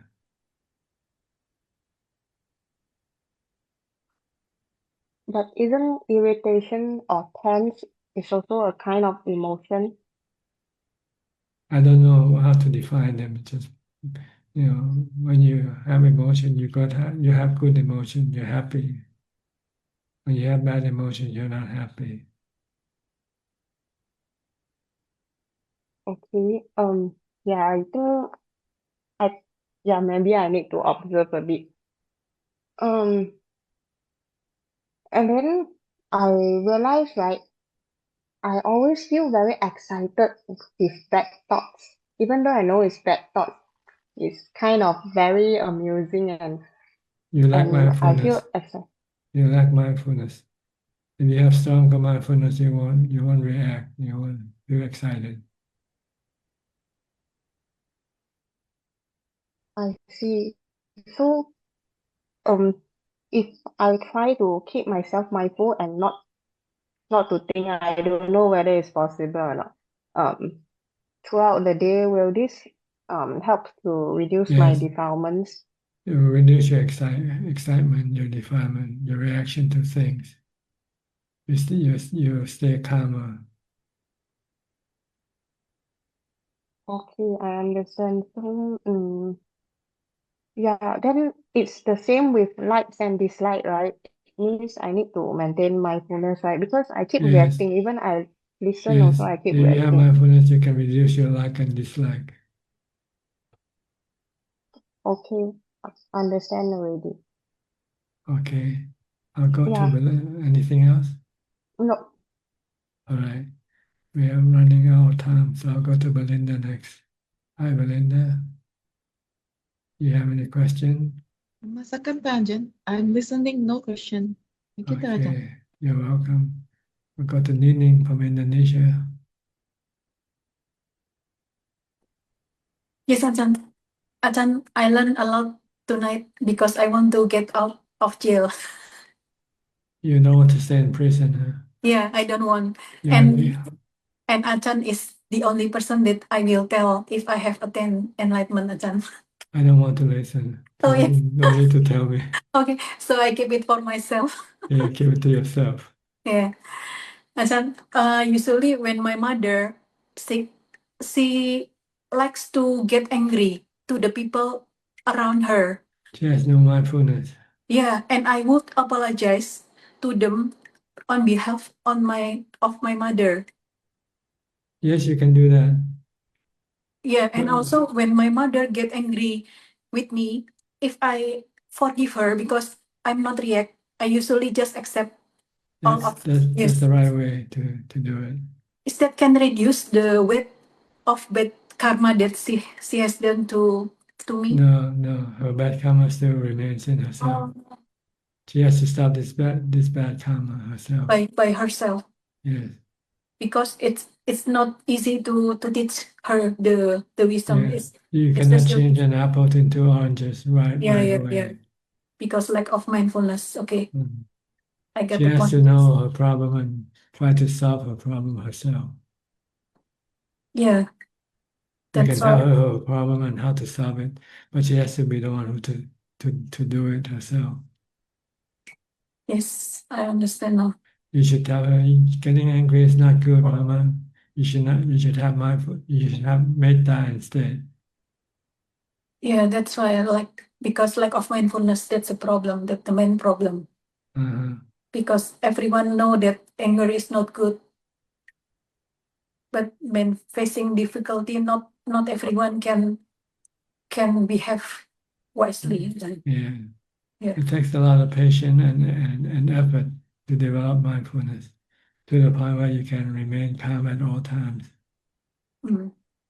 And in the last Dhammakuti, Ajahn said that we not if I'm correct me if I'm wrong, we don't think too much about reaching the enlightenment. Just if you can perfect that 10 parami, that can bring you to the enlightenment. Is it correct? My understanding, Ajahn? Yes, the 10 paramis can send you to Nibbana by yourself without the guide of a Buddha.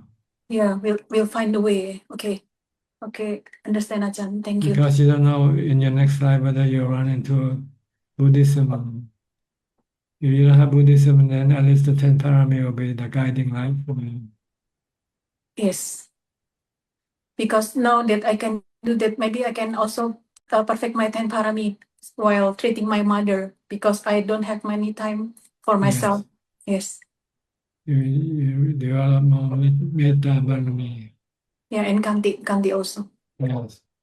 Yeah. Thank you, Ajahn. You're Thank you. welcome.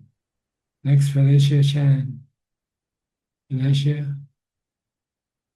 Good evening, Ajahn. I practice according to Ajahn guidance. I use strong mindfulness and equanimity to observe the fire burning. They are not self and keep changing. I feel that by using strong mindfulness and equanimity, the mind become more calm and peace. Now I don't feel as hot as last time, either in samadhi or in daily life. Thank you so much, Ajahn. Okay, good. Keep on. Ajahn, I have 3 questions tonight. Go ahead. Number 1, you say last week that stop craving is the way, is the only way to stop suffering. Actually, like, dislike, and neutral, all are feeling of craving. Because of the craving reaction, avijja arises, then suffering of samsara continues to arise. Is this correct? Yes. With craving, you continue with samsara. You have Thank to you. stop craving. When you're not craving, then you stop samsara. Okay. Number 2, is equanimity the same as upekkha? Yes. Okay, thank you. You get it from the 4th jhana when you meditate. Mm. You get it from Appana Samadhi. Okay, number 3, the 4 aggregate are all different. And there is no rule about which one comes first each time they arise. Is it correct? The 4 nama khandas, you mean Vedana, Sanya, Sankhara, and Vijnana. They work as a team. They go Yes. together, they work as a team. And the main one to look is the feeling. Because the feeling is the one that affects you the most.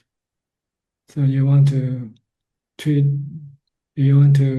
with them, deal with feelings. Okay.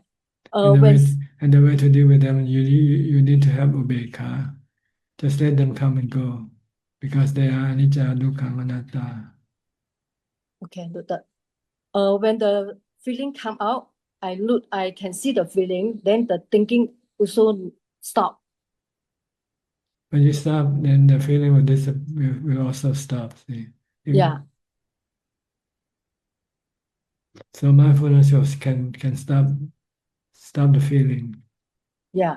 Okay. temporarily, but not permanently. Okay. Noted. The best way to deal with feeling is just leave them alone. Don't be attached to them. Okay. Noted. Just use upekkha. Just merely know that they come and go, they rise and cease. They're not under your control. They are anatta. If you want to control them, you can get dukkha. Okay. Noted. Okay, understand? Thank you, Ajahn. Thank you. Okay, good. Okay, now we can go to B. Ravin for more questions. Hi, B. Anything tonight? Yes, Prajan. We have 2 questions tonight, one from YouTube and one from Facebook. I'll start with the one from YouTube. Dear Ajahn Suchart, we are taught to always respect our parents, but what if they interfere in our lives in harmful ways? Are we still obligated to obey and respect them in the same way? Yes, because what they have done for you can never be erased by their bad actions. Like giving you life, giving you birth. Even if they kill you, you still owe them your body. They create the body for you. So regardless of whatever they do to you, that's a different matter. It doesn't erase what they have done for you. So you should still respect them and love them, in spite of what they might do to you. Understood, Prajan. And the question from Facebook from Olina. Thank you for the great teachings, Prajan.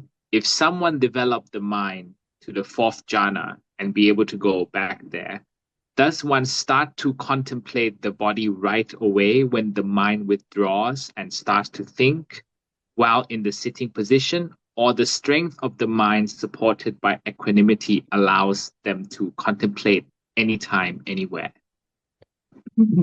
See, there are two purposes of contemplation.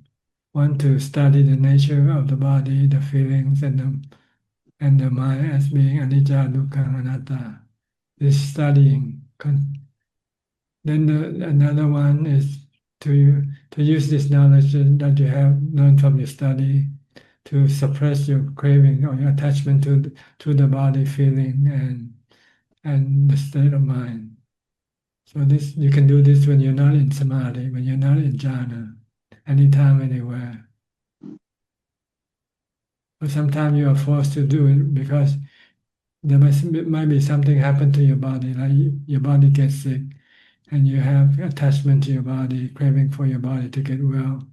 Then you need to have wisdom to stop this craving in order to stop your suffering concerning the body. See? So sometimes you have to do it right away because you are forced to do it. And when you come out samadhi and you got stomach ache and you start to worry, then you have to stop your worrying by accepting that the body can get stomach ache anytime, anywhere, and there's nothing you can do about it. So worrying about it or feeling bad about it doesn't solve the problem. Create more problem. So this is contemplating of getting rid of the suffering when it happens. And if there's no suffering happening, you contemplate preparing yourself for the future suffering that might come up later on. How to deal with this suffering. When the body change, when the feeling change, when the state of mind change, in a way that you don't like. Okay. Understood, Ajahn. So basically, maybe just to just add on a bit, maybe Sure. Go ahead.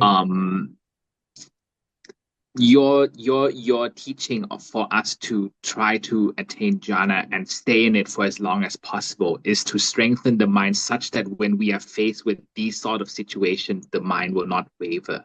Is that That's correct? right. The mind can remain undisturbed by the event of the body, the feelings, and the mind. Without jhana, the mind will fluctuate from good to bad, bad to good, depending on what happened to the body, the feelings, and the state of mind.